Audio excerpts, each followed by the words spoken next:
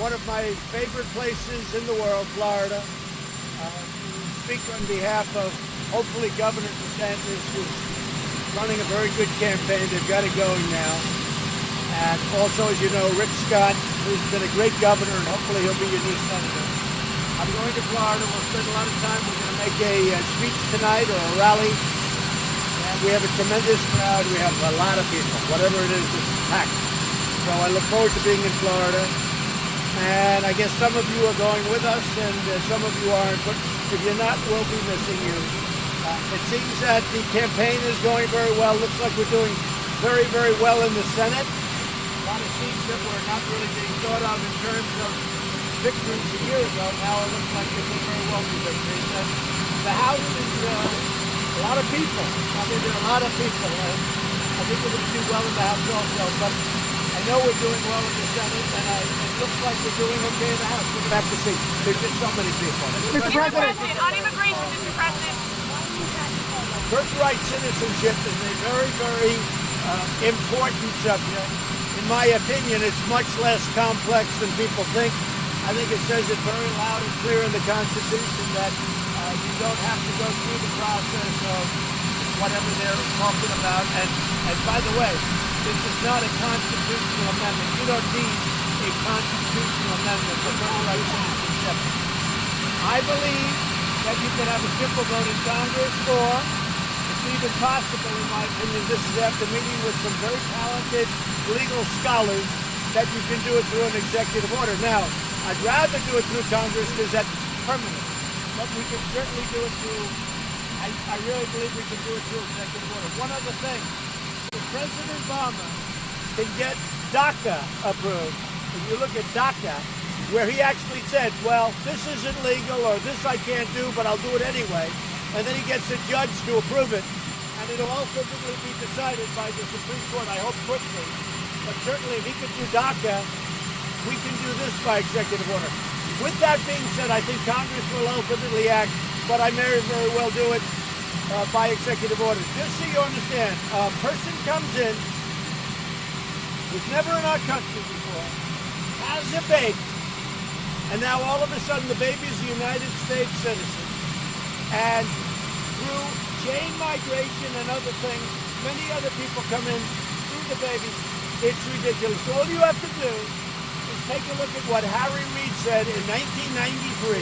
And guess what? Before he went insane, he got it right. Mr. President, are you going to blame Paul Ryan? Are you going to blame Paul Ryan if Republicans don't hold the House? No, I'm not going to blame anybody. I think we're doing well with the House. We're going to have to see. It's a lot of people.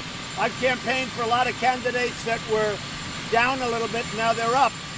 But we're going to see. I think we're going to do well in the House. I think we're doing really extraordinarily well in the Senate. Have you received a subpoena at all from Robert Mueller? Have you been subpoenaed at all? No? The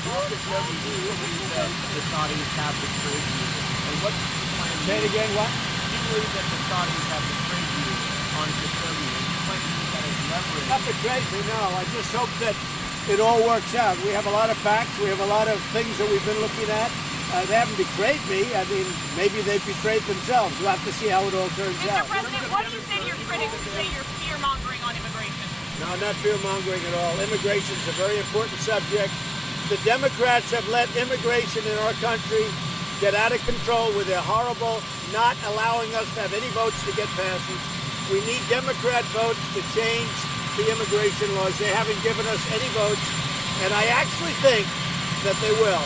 As far as the caravan, which is very dangerous, you see what's been happening. As far as the caravan is concerned, our military is out. We have about 5,008. We'll go up to anywhere between 10 and 15,000 military personnel on top of Border Patrol, ICE, and everybody else at the border. Nobody's coming in. We're not allowing people to come in. If you look at what happened in Mexico 2 days ago, with the roughness of these people in the second caravan that's been forming, and also, frankly, in the first caravan, and now they have one forming in El Salvador, and we are thinking very seriously, immediately stopping aid to those countries, because, frankly, they're doing nothing for the American people. Immigration is a very, very big and very dangerous, a really dangerous topic. And we're not going to allow people to come into our country that don't have the well-being of our country. So are Do you you saying think that your somebody's decision to funding bring the up birthright caravan? citizenship has nothing to do with politics? Oh, they'll be here for that. They're trying to get up any way they can. They're trying to get up by train. They're trying to get up by truck and by buses. We're going to be prepared. They're not coming into our country. And one other thing important, we're not doing any releases anymore. We're not going to release and let them never come back to trial. We'll build 10 cities. We'll build whatever we have to build in terms of housing. But we're not doing releases. What's been happening over years is they would come in, release them, and they'd never show up for their trial. And we now have 25 or 30 million people in this country illegally because of what's been happening over many years. So we're not going to allow it. It's dangerous, and it's very unfair to our citizens. With that being said, I want people to come into our country, but they have to come in legally, and they have to come through merit, a merit system. Because we have many companies, as you know, car companies, Foxconn, that does the Apple computers and iPhones. We have many, many companies coming into our country. We need people. We want them to come in, but we want them to come in through merit, and we want them to come in legally. Do you think somebody's funding the caravan? Do you think everybody's paying for the I caravan? wouldn't be surprised. I wouldn't be George surprised. Soros? Who's paying for it? I don't know who, but I wouldn't be surprised. A lot of people say yes. Have you heard from Kanye West lately? We get along great. He's a good guy. Your decision to bring up birthright citizenship. Say it? You worry that this will cause some suburban districts? No, I don't think so. Whatever it is, here's the thing. I don't view suburban districts or any other districts. I view the country. Our country has to be safe. And by the way, women, we're doing very well with the women's vote because they want security. They want safety. They don't want these people pouring into our country totally unchecked. And when you look at what happened to the Mexican police, and you look at what happened 2 days ago to the Mexican military, it's a dangerous group of people. They're not coming into our country. Thank you. We'll see you in Florida. You say it's not a political play, but what about the timing here? Nothing to do with the midterm? Duck please, duck please. Thank you.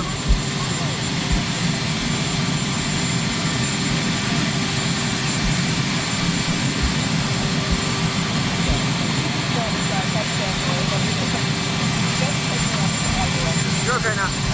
Thank you.